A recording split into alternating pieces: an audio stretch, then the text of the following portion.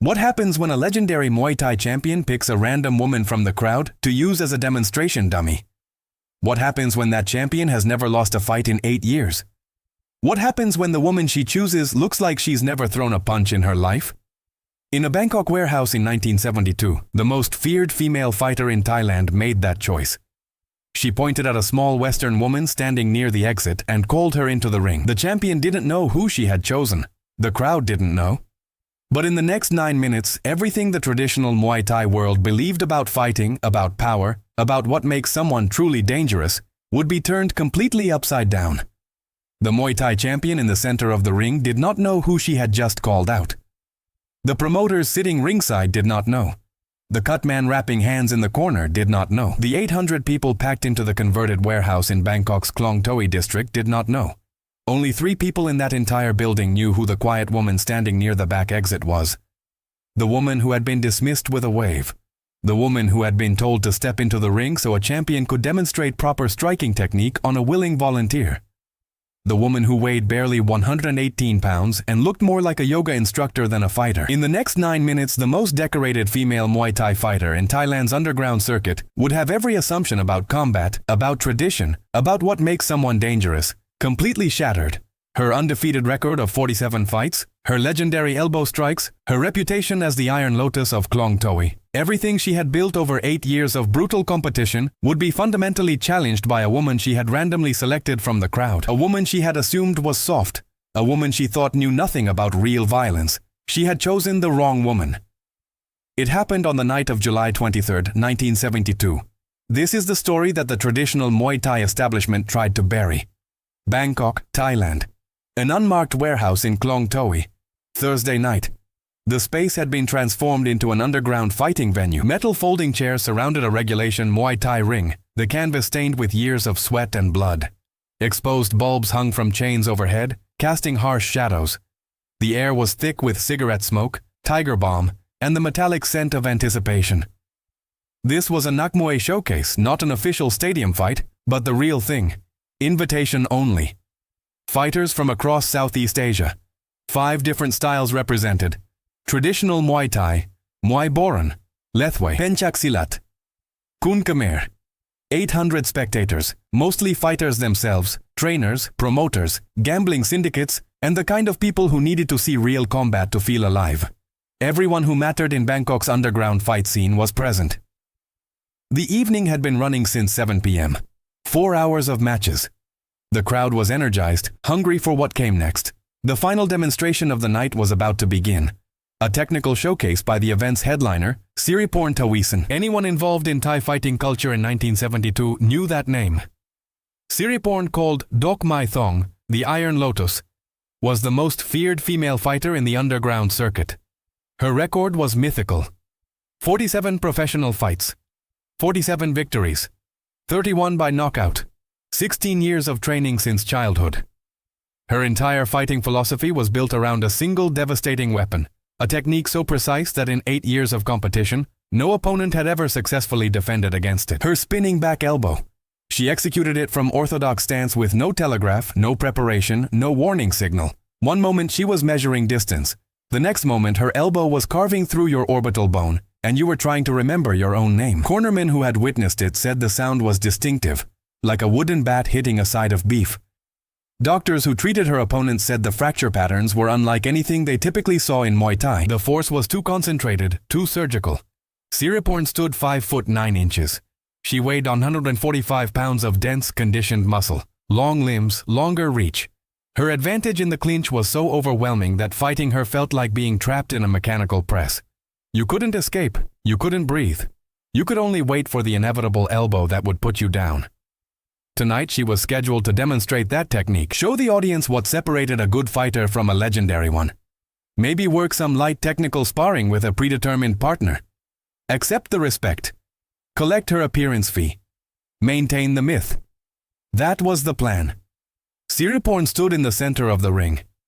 Her mongkol, the ceremonial headband, was adorned with sacred yants. Her shorts were traditional red and gold. The hemp wraps on her hands were dark with years of use. She had already performed the Waikru, the ritual dance of respect. had already received the roar of approval from 800 people who had paid to see her work. Now she did what champions do. She owned the moment. Brothers and sisters. Her voice cut through the warehouse, sharp and clear. The voice of someone who had spent years learning to project authority. Tonight I want to show you something that will change how you think about power, about technique, about what the body can do when properly trained. 800 people leaned forward in their metal chairs. The gambling syndicate stopped counting money. The fighters stopped their conversations. My spinning elbow has been studied by trainers across Thailand. Sports scientists have measured it. Doctors have documented its effects. And in 47 fights, not one opponent has successfully blocked it. Not one. The crowd responded with approval. Respectful. Acknowledging dominance. Then Siriporn made a decision that would become a cautionary tale in training gyms across Southeast Asia for the next 2 decades. But I don't want to demonstrate on pads tonight. Any fighter can hit pads. I want to show you what this technique looks like against a human being who is actively trying to defend. Someone with reflexes. Someone with awareness. Someone who thinks they can see it coming. She paused. She scanned the crowd. 800 faces looked back.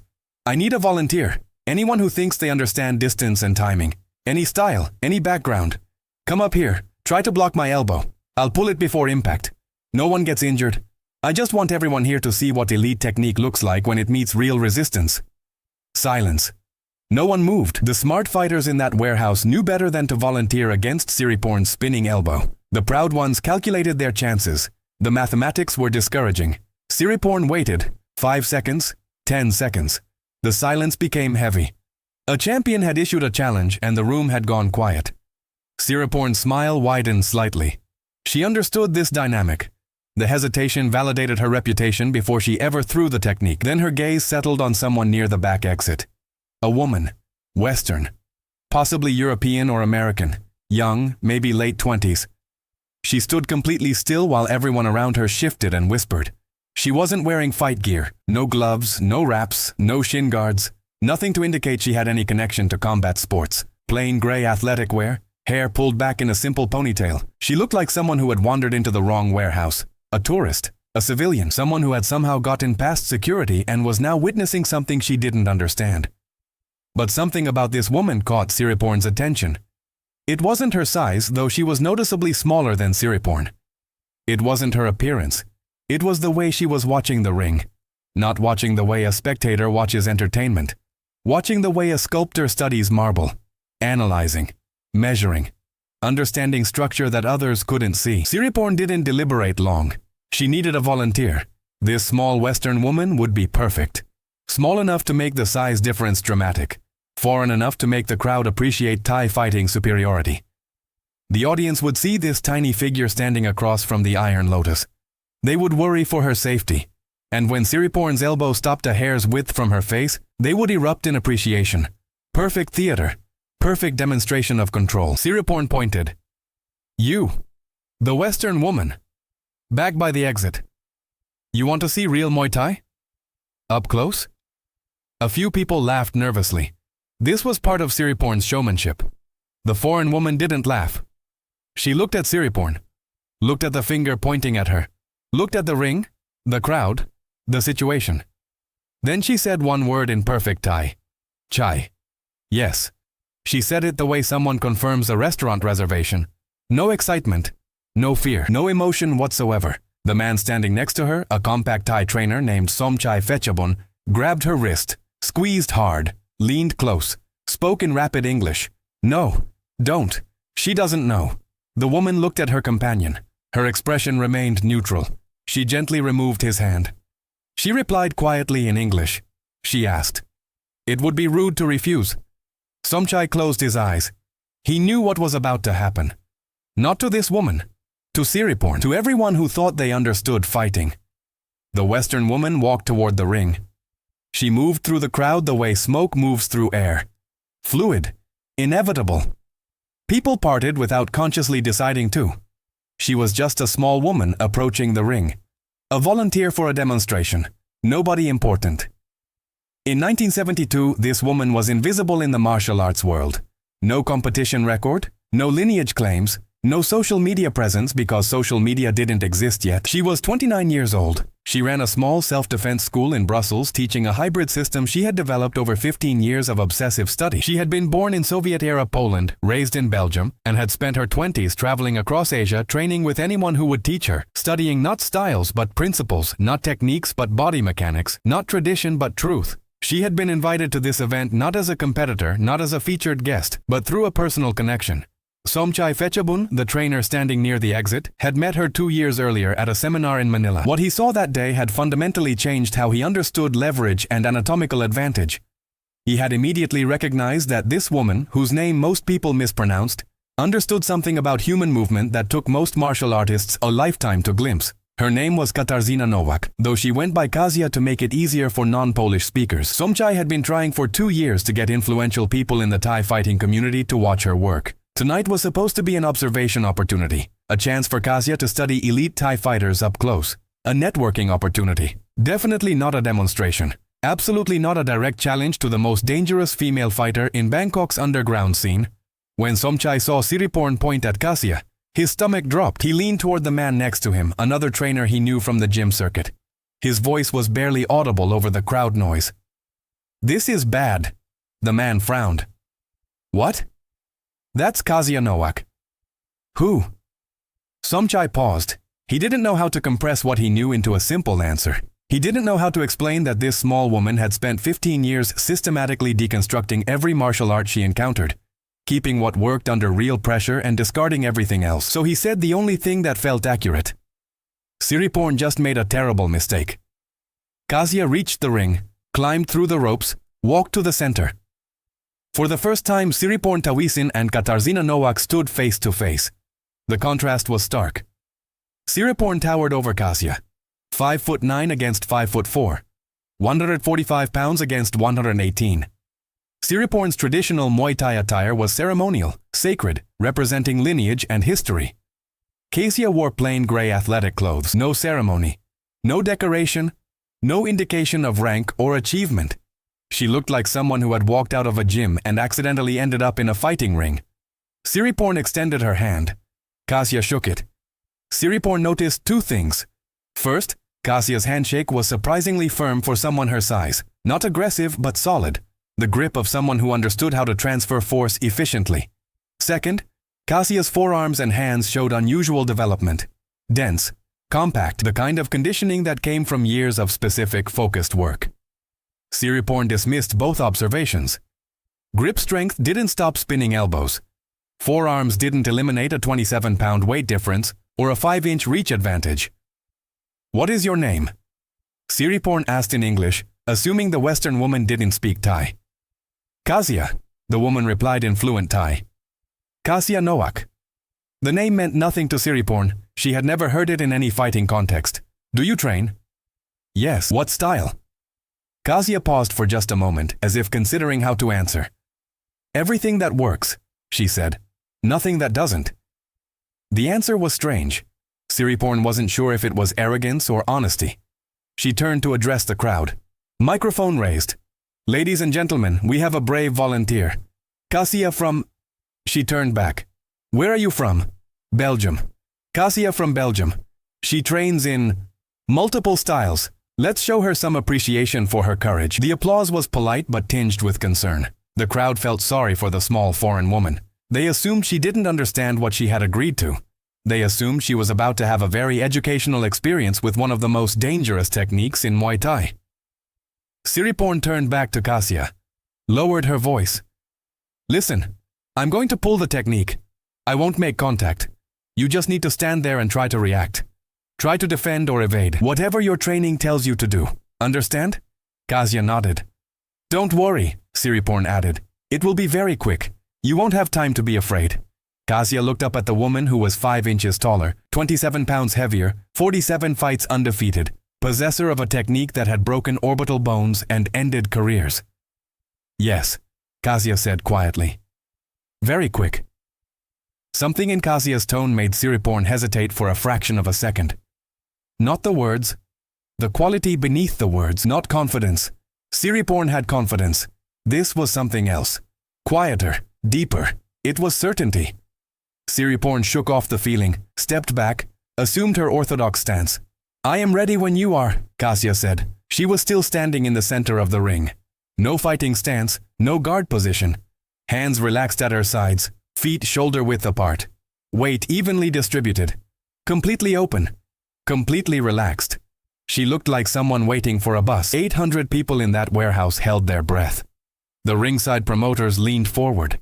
Somchai near the exit pressed his hands together, covered his mouth. Siriporn Taweesin, 47-0, most feared spinning elbow in Thailand. Iron Lotus of Klong Toey, 5'9", 145 pounds of proven, tested, battle-hardened Muay Thai excellence, shifted her weight, measured the distance, and launched her legendary spinning back elbow at the small European woman who looked like a tourist. What happened next took less than 2 seconds, but it would take years for the people in that warehouse to fully process it. The warehouse erupted, not with the roar of appreciation that normally followed Siriporn's technique. This was different. This was 800 people simultaneously trying to understand what their eyes had just shown them. Arguments broke out between rows of chairs. Fighters grabbed each other's arms and pointed at the ring. Trainers who had spent decades studying Muay Thai shook their heads the way you shake your head when a calculator gives you an answer that violates your understanding of mathematics. Some people stood up without realizing they had stood up. Others sat completely frozen, staring at the ring with the expression of someone who has just heard a word in their native language that they have never encountered before. The energy in the warehouse had shifted from anticipation to something more volatile. The kind of energy that builds when a room full of experts witnesses something that their expertise cannot explain. The kind of energy that either becomes curiosity or becomes anger. And in a Bangkok underground fight venue at midnight, the distance between those two outcomes was uncomfortably thin. In the ring, Siriporn Taweesin and Katarzyna Nowak still stood facing each other, 3 feet apart. Siriporn's chest was moving with the effort of something that had nothing to do with physical exertion. The effort of recalibration. The effort of being a person who has never questioned a fundamental belief and then suddenly, in front of 800 witnesses, having that belief tested in a way that produced an unexpected result. Her face was unreadable. The professional mask that champions develop over years of competition was holding, but only barely. Beneath it, something was shifting. Something structural. Kasia stood still, patient, unhurried. There was no triumph in her posture, no satisfaction, no desire to perform for the crowd. She looked the way a very experienced diagnostician looks after completing an examination. Calm, professional, aware that what comes next requires as much care as what just happened. She gave Siriporn space, space to breathe, space to process, space to decide who she was going to be in this moment. Somchai Fechabun stood near the back exit with his hands over his mouth and his eyes wide. The man next to him, the trainer who had asked who Kasia was now gripping Somchai's arm without realizing he was doing it. He said nothing. There were no words available for what he had just witnessed. The promoter who had organized the evening was standing at ringside having a rapid, low-voiced conversation with his assistant that consisted primarily of the assistant asking what just happened, and the promoter repeating that he didn't know, he genuinely did not know. One of the senior Muay Thai trainers in the front row, a man who had trained fighters for 30 years and seen everything the sport had to offer, was sitting completely still with his arms crossed and his jaw tight. He was thinking. Processing. The expression on his face was the expression of a man who is deciding whether what he just witnessed was a miracle or a problem, and was not yet sure which answer would be easier to live with. A man named Arjan Wiroj, a respected figure in the Thai martial arts community who had organized tonight's event, sensed the room the way experienced organizers learn to sense rooms. He understood that 800 people had just had something shaken inside them, and that shaken things could go in very different directions. He walked to the ring steps, climbed up, moved to the center. His presence was calm and authoritative. The voice of someone who had spent 25 years navigating the politics of traditional martial arts. He took the microphone from the ring announcer and spoke in Thai, loud enough to cut through the noise. Friends, his voice was warm and firm simultaneously. What you have just seen deserves a conversation, not an argument. He turned to Kasia. With your permission, he said in English, would you be willing to explain to this audience what just happened? Perhaps demonstrate the principles? Bruce Lee looked out into the audience. 300 faces looked back at him. Arjan Wiroj looked at Kasia. 800 faces looked at her. She held the weight of those faces for a moment. She could feel the texture of the room, the skepticism, the wounded pride, the defensive anger of people who had dedicated their lives to a discipline and had just watched a small foreign woman in gray athletic clothes do something that discipline said was not possible. She understood this feeling from the inside. She had swallowed this same pill many times in many gyms across many countries. It was a bitter pill, and it did not go down easily, and it did not get easier with repetition. "I would be honored," Kasia said in Thai.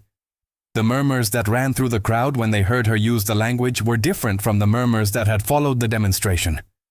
This was the sound of recalibration, of assumptions being revised, of people beginning to understand that the small foreign woman in gray clothes was not what they had assumed she was. Arjan Viroj handed her the microphone. And Kasia Nowak, the woman nobody in that warehouse had heard of 20 minutes ago, began to speak. She began slowly, carefully.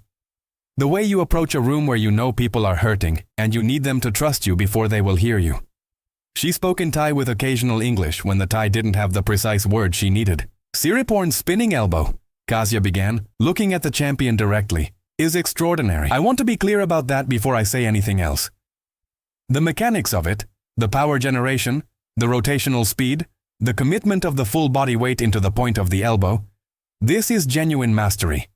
This is what 16 years of dedicated training produces. This is real." The fighters in the crowd responded to this. They heard the technical specificity. They heard someone who knew what they were talking about, acknowledging what they had always known was true about Siriporn's technique. The defensive posture of the room softened, fractionally but perceptibly. "But every technique," Kasia continued, "no matter how fast, no matter how powerful, no matter how perfectly executed, begins before it begins." She paused. Let that sentence sit in the air for a moment.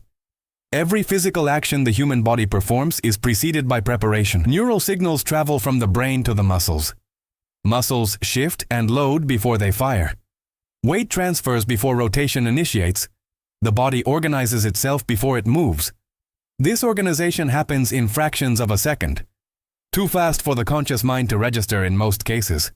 But the body registers it even when the mind does not. The fighters in the audience were shifting in their seats, not restlessly, thoughtfully. Kasia was putting language to something they had always felt, but never articulated: the telegraph. Every fighter knew about telegraphing, about the giveaway signals that preceded a technique, but they had always accepted it as an inevitable limitation. Something you minimized through training but could never eliminate. What Kasia was suggesting was something different. She wasn't talking about minimizing the telegraph. She was talking about reading it so precisely that you could act on information that was technically happening before the technique did. "In the system I have been developing for the past 15 years, Kasia said, I have been trying to understand not how to deliver techniques faster, but how to read intent earlier. Speed is a physical quality. You can increase it, but only within biological limits. Timing is a perceptual skill. It has no ceiling. If you can train yourself to read the preparatory phase of an attack, the moment before the moment, you gain time that doesn't actually exist in clock measurements, but absolutely exists in the architecture of combat." She demonstrated it. She stood in her neutral position, hands at her sides, and asked a fighter from the front row to stand in front of her and throw any punch he chose, as hard as he chose, with no warning. The fighter, a young Muay Thai practitioner with obvious physical ability, assumed his stance, measured the distance, and threw a committed right cross. Kasia moved, not away, sideways and slightly forward, a minimal shift that made the punch pass across her shoulder without touching her, while her left hand came forward and touched the side of the man's neck.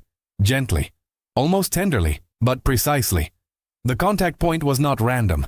It was diagnostic. It said here, "This is where everything important lives, and I found it before you finished your attack."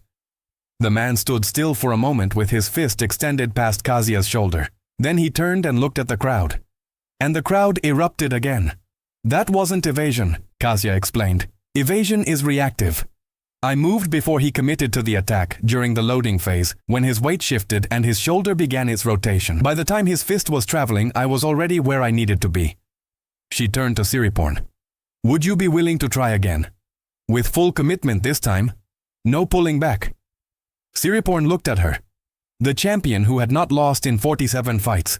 The woman whose elbow had ended careers. Something had changed in Siriporn's face. The performance quality, the showmanship layer, the layer that champions build to separate their public self from their private self, it had thinned. What remained underneath was something more honest, something genuinely curious. She nodded. She assumed her stance, and she launched her spinning back elbow with full commitment and full speed, the same technique that had broken orbital bones, the same technique that no one in 47 fights had ever successfully defended against. Kasia stepped forward. Into the technique, not away from it. The room inhaled as one organism. Her right hand met Siriporn's rotating arm at the elbow joint, not blocking, guiding, adding to the rotation rather than opposing it, using Siriporn's own momentum to continue the spin beyond its intended endpoint. At the same time, Kasia's left hand found Siriporn's shoulder, and with a pressure so subtle it looked like a gesture, redirected the champion's rotating bodyweight into a direction Siriporn had not intended to go. Siriporn completed the spin but found herself facing away from Kasia. Her balance momentarily organized in a direction that left her back exposed, and Kasia's right hand rested flat against Siriporn's shoulder blade.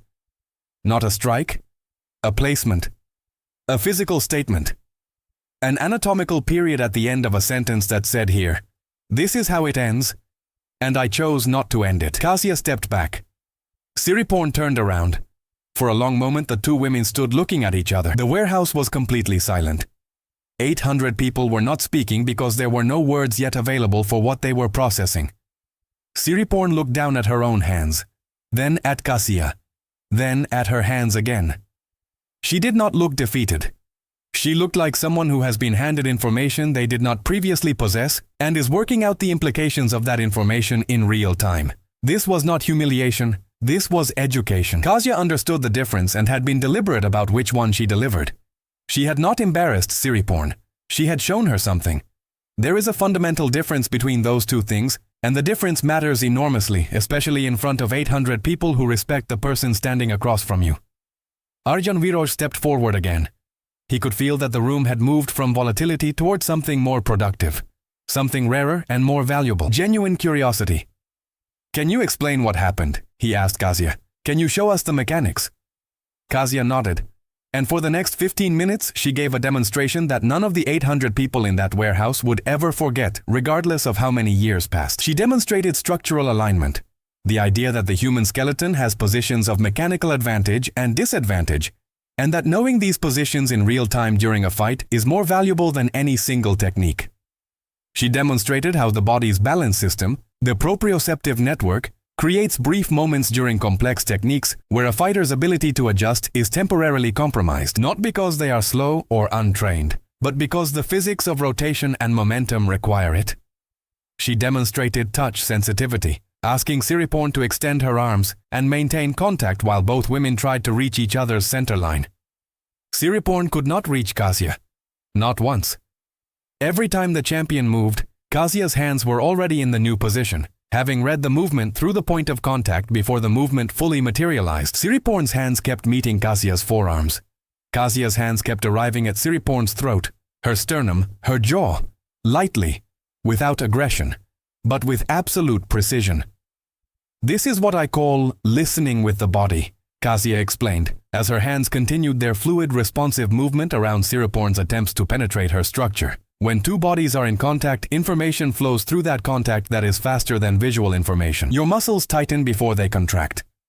Your weight shifts before you step. Your joints load before they extend. If you train yourself to receive this information through touch rather than vision, you gain access to what your opponent intends to do slightly before they do it. This is not a mystical concept, it is neurological. The tactile system processes certain signals faster than the visual system under specific conditions. This is documented biology, it is not magic, it is anatomy. Siriporn's face during this exercise was the face of someone experiencing something they cannot integrate into their existing framework. She was a champion. Her reflexes were extraordinary. Her sensitivity to movement was at the elite level, and this woman, smaller, lighter, with eyes that seemed almost closed, was reading her like a book whose text was printed in letters large enough to read from across the room. Victor Moore had grinned at that moment in Washington in 1964, the grin of a man discovering that the world was larger than his map of it.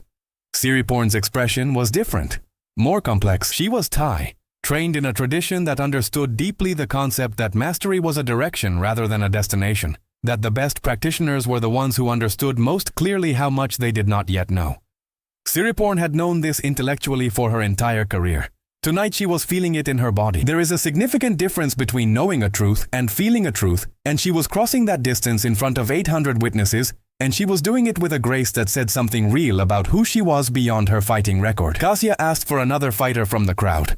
A man this time, larger, heavier, more powerful. A Lethwei practitioner from Myanmar who had competed at the regional level and who was not going to come into the ring feeling intimidated by a small European woman, regardless of what he had just witnessed. He came in hard, committed. He threw combinations with the kind of force that had broken people in the ring. Real combinations with real intent, not cooperative demonstrations.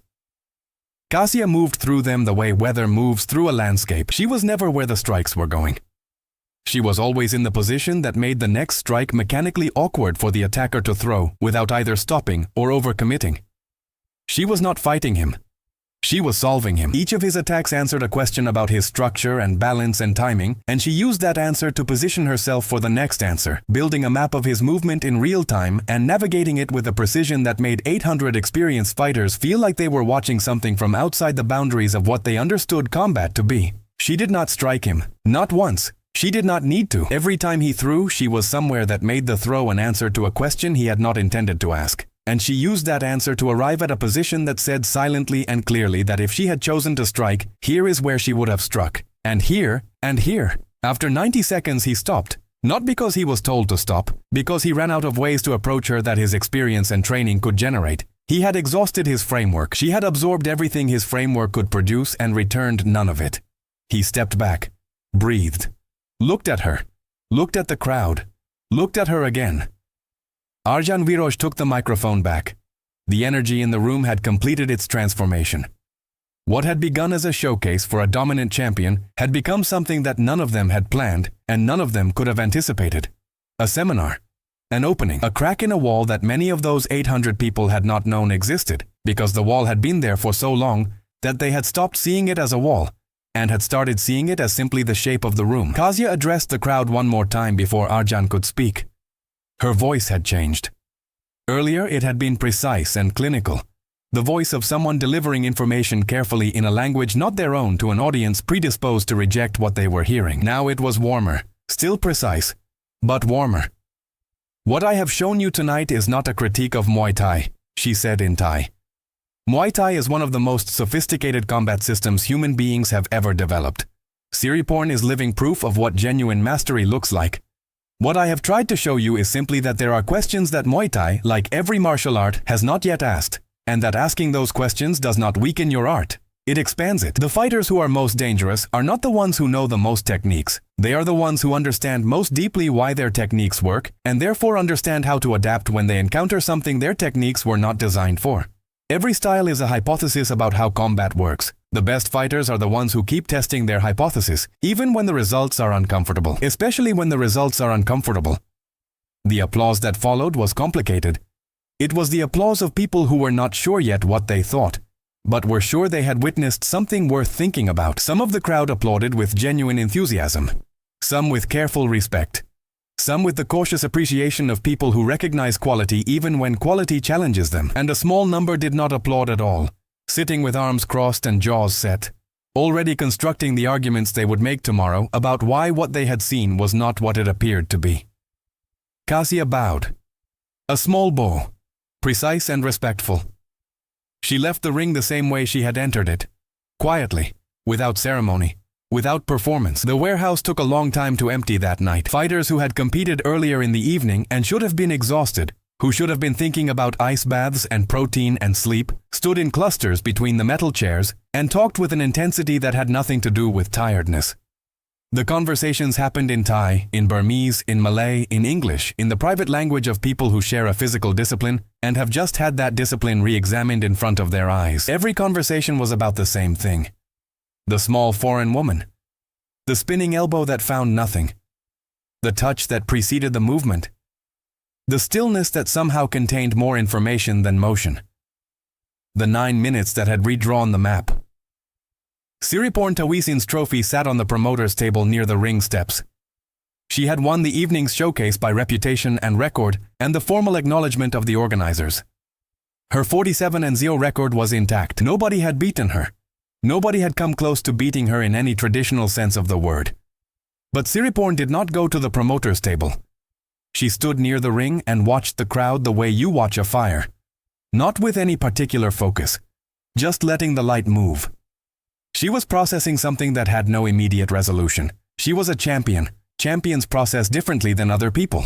They have to, because a champion's identity is built on a foundation of verified excellence, and when that foundation encounters something it was not built to support, the structural response takes time. Somchai Fechabun found Kasia near the back exit, where she had been standing when the evening began. She was pulling a light jacket over her grey athletic wear. Methodical, unhurried, the same quality of movement she had brought to everything that evening. Somchai shook his head slowly. The smile on his face was the smile of a man who had known something would happen, and had still been astonished when it happened. "I told you," he said in English. "You told me nothing," Kasia replied. "You told me to watch. You told me to observe and network and not to engage." Somchai laughed despite himself. He pointed at her. "She pointed at me first," Kasia said, and her voice was completely neutral, as if she were describing meteorological conditions. The logic was simple and complete. A champion had issued a challenge to the room. Kasia had accepted the challenge. The rest was physics. Somchai looked at her for a moment. "You could have said no." Kasia considered this seriously, the way she considered everything seriously. She thought for a moment before answering. "I was raised to believe that refusing a direct invitation without good reason is a form of arrogance," she said finally. "It says your comfort matters more than the other person's sincerity." She was sincere. She deserved a sincere answer. Somchai thought about this. The parking area outside the warehouse was beginning to fill with people leaving the event. They could hear the scrape of metal chairs being stacked inside. The night air was warm and heavy with Bangkok humidity and the distant smell of the river. Then Kasia heard her name, not her full name, just Kasia. She turned. Siriporn Taweesin was standing 10 feet away. She had changed out of her ceremonial shorts and was wearing training clothes, simple and dark. She had removed her mongkol.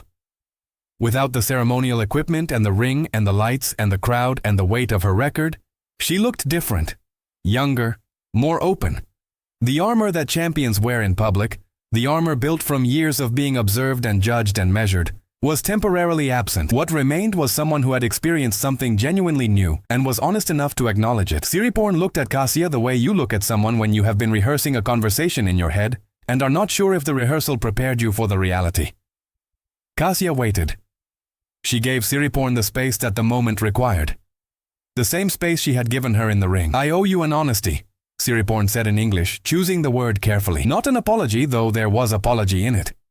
"An honesty." Kasia said nothing. She let Siriporn speak. "I chose you from the crowd because you were small, because you were foreign, because I assumed you had never seen real fighting. I wanted the contrast. I wanted the crowd to see the distance between what I do and what a civilian looks like standing next to it. I used you as a prop before I knew anything about you." Kasia listened to this without expression. She was not performing neutrality. She was genuinely neutral. She had been assessed incorrectly by experts her entire adult life and had long ago stopped carrying the weight of other people's wrong assumptions. Siriporn continued. "I have been fighting since I was 13 years old. I have trained in Thailand, in Japan, in the Netherlands. I have studied with the best trainers my sport has produced. I believed that I understood what excellence looked like, not just in my style. I believed I understood the architecture of combat. What the body can do. What the body cannot do. I believed I had mapped the territory." Siriporn paused. The distant sounds of the city came through the humid air. Traffic. Music from somewhere. The ordinary sounds of Bangkok at midnight, carrying no awareness of what had just occurred in an unmarked warehouse in Klong Toey. "Tonight you showed me that my map had edges I did not know about, that there was territory I had not included, because I did not know it existed. I did not know what I did not know. And not knowing what you do not know is the most dangerous kind of ignorance because it feels exactly like knowledge." Kasia looked at her for a long moment. She looked at her the way she looked at the ring before she entered it. Not at the surface. At the structure underneath. At what was real. Then she said something that Somchai Fechabun would repeat in training gyms and seminar rooms for the next 20 years. "What you are describing is not a failure," Kasia said. "What you are describing is the beginning of the next level. The fighters who stop growing are not the ones who encounter limitations. Every fighter encounters limitations. They are the ones who decide that the limitation is located in the world rather than in their understanding of the world. You just did the harder thing. You looked at the limitation and said it might be in my understanding. That takes more courage than 47 fights." Siriporn was quiet for a moment. The warehouse behind them was mostly empty now. A few remaining people filed past, some glancing at the two women, recognizing Siriporn, not recognizing Kasia, which was still the ordinary state of things and would remain so for some time. "Can I ask you something?" Siriporn said. "Yes. What you do, the sensitivity, the reading of preparation through contact, this is something that can be trained." Kasia's answer was immediate. "Everything I showed you tonight is trainable. None of it is talent. I have no particular physical gifts. I am not unusually fast. I am not unusually strong. I did not grow up in a legendary training environment. What I have is 15 years of asking one question over and over in different gyms, in different countries, with different partners throwing different techniques at me. What is actually happening here? Not what is supposed to be happening according to the tradition. What is actually happening according to the physics?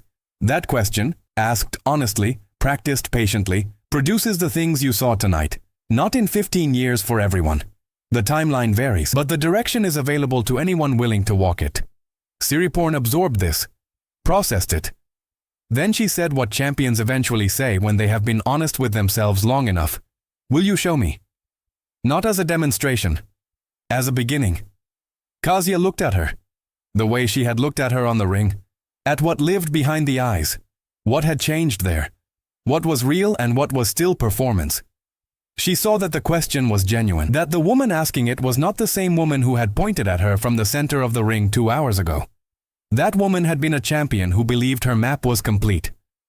This woman was a fighter who understood that the map had edges. The difference between those two people was everything. "You don't need me to show you," Kasia said. "You need the question. The question is the teacher. I can point you toward the question. But you already have everything else you need. You have the physical foundation. You have the sensitivity that elite competition develops whether you train it consciously or not. You have the honesty I just watched you demonstrate in the last 5 minutes, which is rarer than any technique." Siriporn frowned slightly. "Then what is the question?" Kasia answered without hesitation. "Every time you train, every time you spar, every time you compete, ask yourself this. What did I feel before I saw it? Not what did I see. What did I feel before the visual information arrived? Because that gap, the gap between what you feel and what you see, that is where everything I showed you tonight lives. That gap is trainable. That gap is where the next 15 years of your development are waiting for you." Siriporn held this in silence for a moment. The way you hold something fragile when you are not yet sure of its weight. Then she held out her hand. Kasia shook it. "Thank you," said Siriporn. "For the education. For the honesty." "Thank you," replied Kasia. "For the invitation." She meant it. Somchai pulled the car around to the front of the warehouse, a small dented sedan that had air conditioning that worked approximately half the time. Kasia loaded her bag into the back seat and got in. Somchai looked at her as he pulled onto the street heading north through the Bangkok night.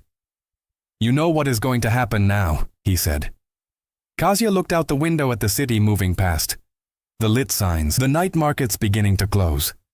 The motorcycles weaving between lanes with the casual precision of people who have made peace with risk.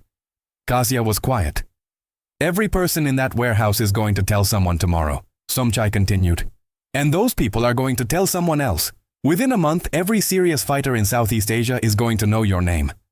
Kasia considered this. The car moved through Bangkok, which did not know and did not care what had occurred in an unmarked warehouse in Klong Toey, which was going about its enormous complex midnight life in complete indifference to the fact that something had shifted in a small room within it. That 800 people had their understanding of combat slightly or significantly redrawn.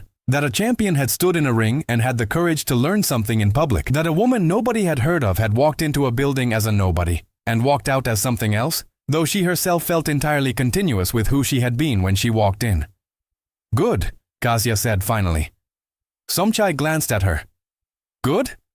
Then next time," she said, looking straight ahead through the windshield at the Bangkok night, "they will already know what question to ask." The car moved north through the city. The warehouse shrank behind them, and then disappeared into the grid of streets and lights and the ordinary, extraordinary life of a city that contained multitudes.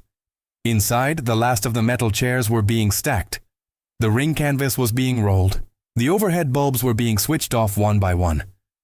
But the conversations that had started in that room were not ending. They were moving out into the night with the people who had witnessed what happened, carried in the minds and bodies of 800 people who would sleep differently that night, who would train differently the next morning, Some of whom would return to their gyms and their routines and their traditions and slowly allow what they had seen to be absorbed back into the familiar framework, reinterpreted as something less challenging, something more compatible with what they already believed. That is a natural human response to information that requires significant structural change to integrate. It is not weakness. It is the ordinary conservation instinct of a worldview trying to maintain itself. But some of them would not do that. Some of them would lie awake in the Bangkok heat and replay what they had seen, not the specific techniques, not the specific moments, but the underlying logic. The implication that the map was not the territory, that every system of knowledge, no matter how sophisticated, no matter how ancient, no matter how extensively tested in real conditions, contains within it the assumptions of the people who built it, and those assumptions create blind spots, and those blind spots are not failures of the system. They are simply the edges of the map, and the edges of the map are not walls, they are invitations. Some of those 800 people would walk through that invitation in the weeks and months and years that followed. They would begin asking questions their training had not previously asked. They would begin noticing the gap between what they felt and what they saw. They would begin to understand sensitivity not as a mystical concept, but as a trainable perceptual skill. They would become different fighters than they would have become if they had stayed home that Thursday night. And some of them would become teachers, and some of those teachers would pass forward the questions that had been planted in an unmarked warehouse in Klong Toey on July 23, 1972, without always knowing where those questions had come from, the way the most important ideas travel, quietly, without credit, attached to nothing but their own usefulness.